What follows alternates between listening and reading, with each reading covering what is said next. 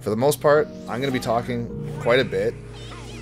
If you don't want to play and talk because you'd rather just be able to either listen, or if you'd rather we talk and stand like this is also totally fine, because there'll be sometimes we'll be coaching people and I'll be giving them advice while we're fighting and they are not listening because they're just trying to not die, right? Oh, I'm comfortable with either or. Okay. We can go ahead and try just this right now if you want. Okay. So yeah, I just want to see how you want to play, and I'm actually going to really pay attention to your habits. I saw before you were rolling in after tech situations quite a bit, so you got to be careful of that. But I'm going to look for some other stuff as well. Okay. So in that first interaction right there, you notice how I did 2 up tilts and I did nothing. And the reason is because I wanted to see what you would do to get at a disadvantage, and you happen to throw it in there, which is pretty standard compared to what you were doing before as well, where you'd rather land aggressive than try to escape. And you were doing that when we were fighting on Yoshi's story as well. It's not a bad thing to do, but make sure you do mix that up, right? Okay.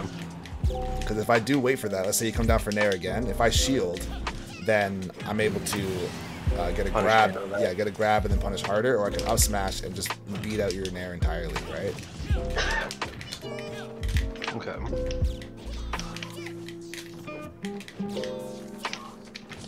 I couldn't jump high enough to get a back air, so I had to wait. Careful on the platforms too. We'll talk about platforms a little bit as well. Nothing really bad has come up yet, but just like taking your time a little bit more when you're being pressured on the platforms. A lot of players will happily jump. They'll shield, then they jump immediately. So you gotta be careful of that. Falling into it, but also knowing that other people like to do that, so you can actually punish them quite a bit. Like for example, see, as soon as I landed on the platform, I just jumped. Yeah. For Falco, it's kind of an asterisk beside him because he has the highest jump, so he can kind of get away with it in some cases. But if I'm fighting like Luigi or a Greninja or a ZSS, they can just get up there still, right? Yeah. Okay. Yeah, someone like Pichu is gonna have a harder time. Yeah. But what you could do if you really want to go for the hardest call out ever is you could like dash forward thunder, and if you catch me, I'm just clapped. I'm just dead, right? There's not much I can really do.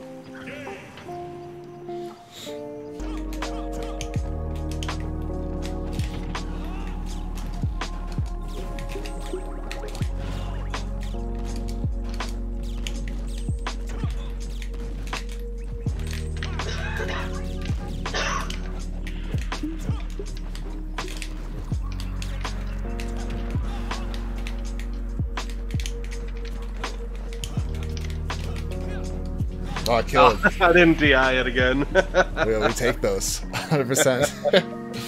Oh man. But you saw the coverage like on the right side, like when I had you off stage, like how you with a couple lasers, the forward tilt. I think you got a side B on stage and you shielded right away. I got a grab through you back off stage.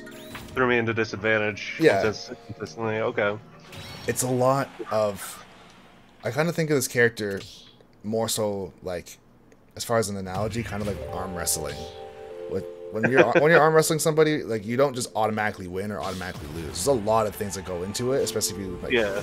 I'm not going to pretend I know a lot about like professional arm wrestling, but I do know that there are techniques to use your body weight and your momentum to beat someone who is stronger than you. Right? That's kind of how I feel. Absolutely. That's how I feel about Falco, where it's like I have to very slowly and convincingly just win. But it's not ever going to just be like lights out, you're dead for no reason, right? I have to like take away all these other options first and make it so you have to play my game, which is not easy for Falco to do, honestly, because some characters like Pikachu does not have to care about what Falco wants to do at all. He's just one of those characters.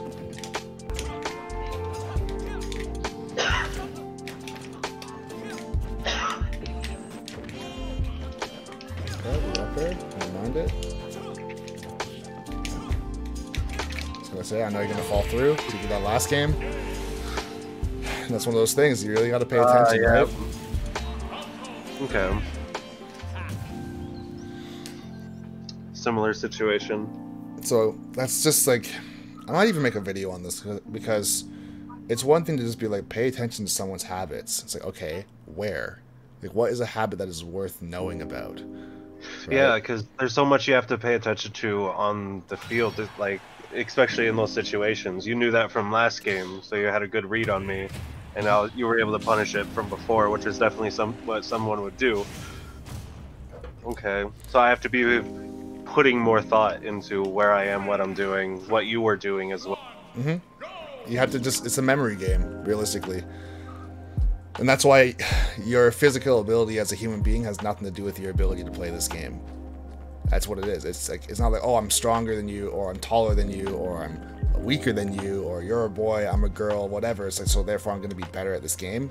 None of that matters. It has to do with how much can you remember from the past as far as the games prior. That's also why this game is played in sets. It's not one game and you just automatically win or lose and it's over. You have chances to see someone's patterns and how they think about the game, right? Okay. So that's definitely way more than I've been putting into it. I've mostly just been, this is a character, I understand combos, head empty, I'm playing. And I was gonna say, to go along with that a bit, when you're learning Smash in general, when you first start off, you learn your own character, right? Which is what you should be doing. And then after that, you might learn some matchups. So let's say you know Falco versus Wolf, right? Yeah. And you know what Wolf does, but you don't know the matchup of how does Falco fight Wolf. You just know what Wolf can do, and you know what you can do. But what can you do to capitalize on Wolf, or on what Wolf can't do, I should say? Or what are his weaknesses that you can directly counter as Falco? Like, for example, if Wolf recovers with his side B, you can jump off stage and hit him with Nair like that, and you will win that every single time. It doesn't even trade. And this is a move a lot of people are afraid of, like Wolf side B, because it can just kill you. It spikes you, right? But if you go like this and hit him, he can die at like 10%. I know this because I've done it. If they don't have their jump, like if they, like, let's say, jump inside B, like even how Falco does, if they do that as Wolf, his recovery afterwards is substantially worse than Falco's. So he can't do that. If he jumps inside B's, you wait, and you can even fall off like that or jump up, whatever, and just hit him, and he dies, right? So that's something that's, you could say, okay, if somebody has a habit, I know we're talking a little bit about Wolf now, but if they have a habit of when they recover, right? They have a habit when they recover as far as jumping inside being. If you know from previous experience that you can just jump off and hit him with Nair, you can win a game or win an entire set, right? Yeah, especially when you can get a 10% kill, that's huge in a set, because now you don't have to approach at all. Yep.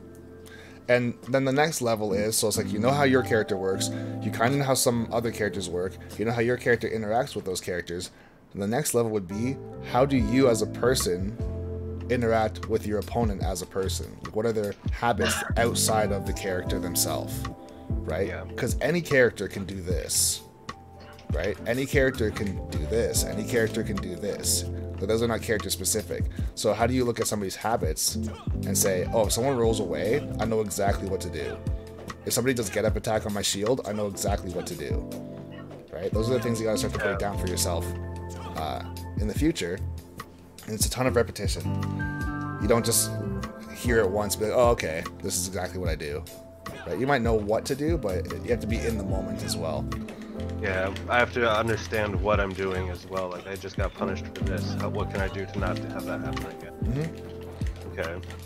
I can also say, just really quickly, the places you should look for habits, like at a beginner level, you want to look for habits in, I'll say 3 different places. The first place you should look for is juggling, because there's only 3 different ways somebody can traditionally land, unless they have extra ways of landing, like a counter or guns down, or multiple jumps or something like that. But the more traditional ways of landing are coming down with an aerial, using their double jump, or air dodging. That's it, right? Some characters have like a side B or something like that. Some characters don't, so you can't just say, okay, this is what we're gonna do to punish every single character. But if I ever get you into a juggle situation, like, come down here for a second, like stand right here. So if I go like this, and you jump out of that, I'm gonna remember that for next time. But also, if you happen to jump out of it, right, if you jump out of this, I'm not going to jump after you right away. I'm going to stay on the ground, stand beneath you, and try and hit you again, right? Because now you have no jump. I know you have a jump on my head, though. Right? So you have no jump if I hit you out of your jump when you try to escape. But if I just jump up and try and chase you, right, if I try and jump up like that and you air dodge past me, two bad things has happened if I try to do that and I miss. Number one, you get to land for free because I'm overextending. I didn't have to do that. And also now I'm the one that's going to get juggled, potentially. Right? Yeah. So, to reiterate just really quickly, if you're trying to cover somebody's... if you're in a juggle situation, that's what you're looking for. Do they jump, do they air dodge, or do they use an aerial to come down? That's probably the first place you should be looking for a habit. Right? The next place would be on a platform. It's like, do they stay in shield? Do they jump off immediately? Or do they fall through? Or do they run off the side? What do they like to do? Some people love to run off the side and throw out a back air. Some people like to come down with the up air. Some people like to come down and shield, right? Some people like to just jump. Some people like to jump, then jump back, whatever it might be, right? Something like that. Yeah. So you're paying attention to how do they pick an aggressive option to hit you while getting off the platform, or a passive option where they try to get away from you, right? Yeah. And then there's other places you can look for habits too, which are not as easy. So tech chasing is probably the hardest. Tech chasing, or actually I take it back. Tech chasing would be the second hardest. On the ledge is probably the hardest. This is where you have the most options to worry about as far as like, do they aerial from the ledge, right? Do they, I don't know, jump back and do like a back air or something like that? Do they just get up and then shield, get up and then jump, just jump from the ledge, right? Do they roll? Do they get up attack? There's so many things that somebody can do on the ledge. So I wouldn't say necessarily that you should learn the ledge last, but if you put all your effort into that first, it's going to be very overwhelming, because there are a lot of patterns that will actually carry over from, let's say, how someone gets out of a juggle situation, or how they get off of a platform. Because very often, if someone's on a platform or in a juggle situation, if they choose the defensive option, the I want to escape option, there's a good chance that might come out on the ledge as well, where most people actually just jump or try and roll to escape. Make sense? Okay. Yeah. It is a lot. It's a lot, bro. It's okay.